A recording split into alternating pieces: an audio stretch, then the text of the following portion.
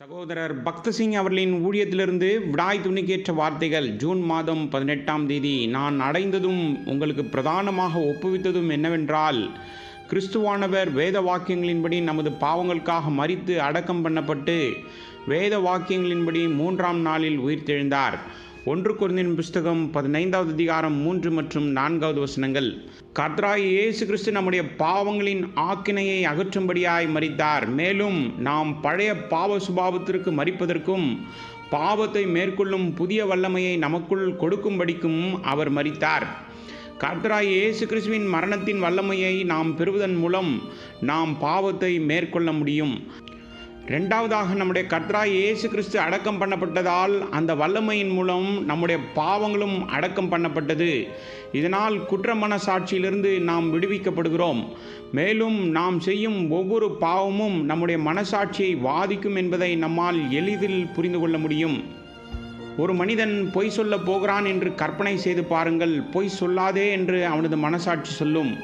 ஆனால் அவன் தனது மனசாட்சியிடம் நீ அமைதியாக இரு என்று சொல்லி கடைசியில் அவனது மனசாட்சி மௌனமாகி மரித்து போகிறதை பார்க்கிறோம். அப்படி இருந்தும் ஒரு நாள் அது யோசிக்க வைக்கும். நீ அதை செய்ய வேண்டாம் என்று நான் உனக்கு சொன்னேன், ஆனால் அப்பொழுது நீ என் எச்சரிப்புக்கு எதிராக செயல்பட்டதால் இப்பொழுது பாதிக்கப்பட்டிருக்கிறாய் என்று அவனிடம் சொல்லும். இப்படியாக அவனது மனசாட்சி அவனை உறுத்தி கொண்டே இருக்கும். இது போன்ற சமயங்களில் சிலர் தர்மத்தின் மூலம் தங்கள் மனசாட்சியை சமாதானப்படுத்த முயற்சி செய்கிறார்கள். ஆனால் இத்தகைய செயல்களினால் கிடைக்கும் நிவாரணம் தற்காலிகமான ஒன்றுதான். உங்கள் பாவங்கள் மன்னிக்கப்பட்டு கிறிஸ்துவோடு அடக்கம் செய்யப்படும் போதுதான் உண்மையான நிவாரணம் கிடைக்கும்.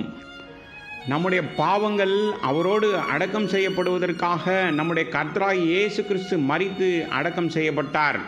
மூன்றாவதாக, கிறிஸ்துவின் உயிர்த்தெழுந்த வல்லமை நமக்குள் வரும்படியாக கிறிஸ்து நம்முடைய பாவங்களுக்காக மரித்து மறுபடியும் உயிரோடு எழுந்தார்.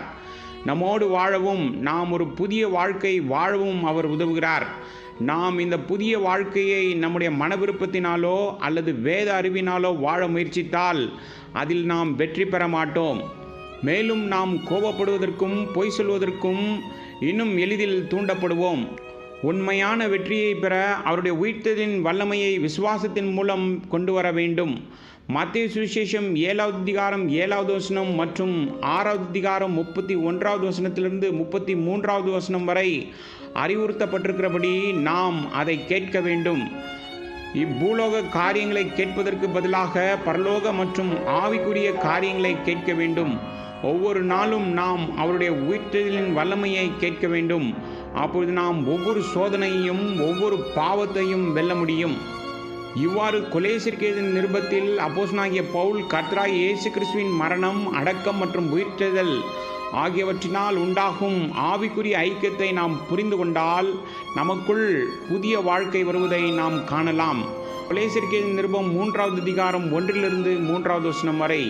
இப்பூமிக்குரிய காரியங்களின் மீதான நமது பாசம் இப்போது குறைந்து மேலும் தேவனுடைய ராஜ்யத்தை பற்றி அதிகம் தெரிந்து கொள்ளவும், தூய்மையான வாழ்க்கையை வாழவும், தேவனுடைய சித்தத்தை அறியவும், பரலோக ரகசியங்களை புரிந்து கொள்ளவும், கர்த்தருக்கு இன்னும் அதிகமான பலன்களை கொடுக்கவும் நாம் இயங்குவோம்.